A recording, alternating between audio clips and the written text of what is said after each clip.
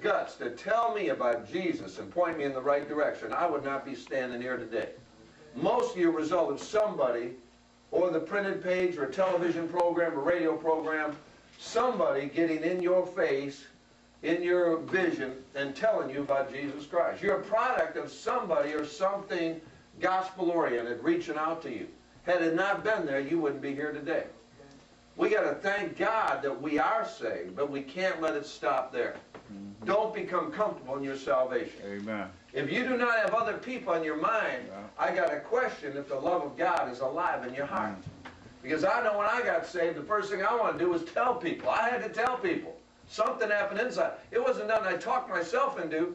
When my eyes were open, I realized, oh my God, nobody knows this. We got to tell them. I got to tell them.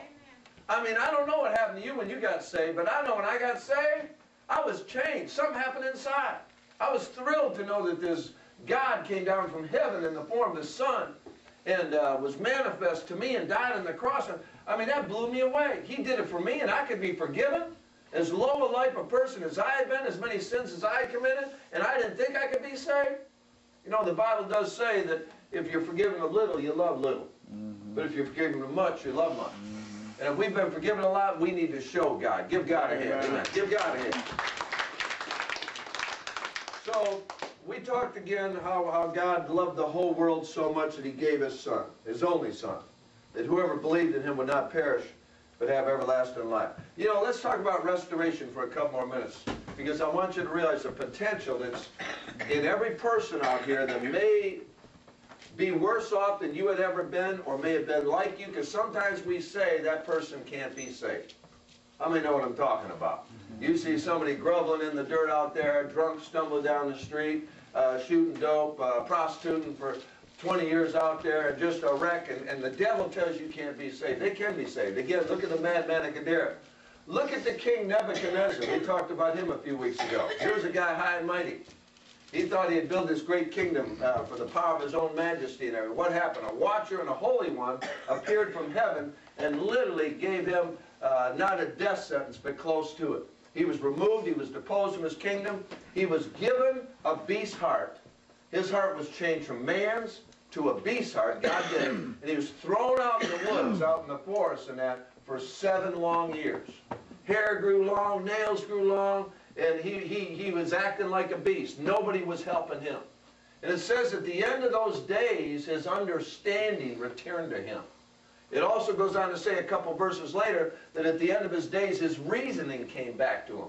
And as he was restored into his kingdom, and his counselors came back to him. But I want you to see that no matter how proud and cocky and arrogant he was, God taught him a lesson, but He didn't kill him. His objective was to restore him and set his feet upon a rock and establish his throne. If God did that for him, if God did that for the madman of Gadara, if God did it for the son, the 2 sons that came to their father and had all the money, and they were rich kids obviously, and the one, the younger, he wanted his inheritance. And so he said, Daddy, I want my inheritance. And so the dad divided the inheritance among the 2. The 2, within a few days, left the house with all the money. And it says he went and wasted his substance on riotous livings. Whoremonger and everything else, getting stoned, partying. And he found himself broke, and he joined himself to a citizen of that country out there. And this guy had some kind of farm with pigs in it. And he was given a job to feed the pigs. And it says when he was out in the pig pen and desiring just to have the husk that the pigs fed on because he was so hungry, the Bible says at that point, no man came to him. No man took care of him. It says no man literally gave to him. He got to the place where he burned every bridge. Everybody had closed their shades. I know what that's like, because when I was in my heyday, nobody wanted me when I come down the street and they closed their shades. They would not answer the door. No man came to my aid. No man came to this man's aid, and he was in the pig pen. And it says, then, when he was at the end of his rope, he came to himself. Amen. And this is what he said when he came to himself. Just like King Nebuchadnezzar, his reason returned to him. Just like the madman of Gadara, you know, he was restored, sitting and clothing in his right mind. He realized, my father's servants have it better in my father's house because they can go and at least eat bread and have more than enough. I know what I'm going to do. I'm going to go to my Father's house. I'm going to tell him I've sinned against you and against heaven and earth, and I'm going to ask him to be a servant because I'm no longer worthy to be called a son. So that's what he did. And here's the exciting point. After he came to himself, made that decision, he got up out of the pig pen, and he started walking home, and it says the father saw him a long ways off. And it says when he saw him a long ways off, it says he started running towards him.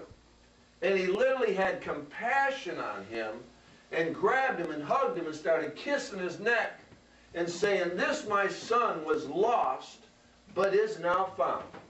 He was dead, but now he's alive. He brought him back to the house. They had a party. They put a robe on him. They put a ring on his finger. They killed the fatted calf. They made merry.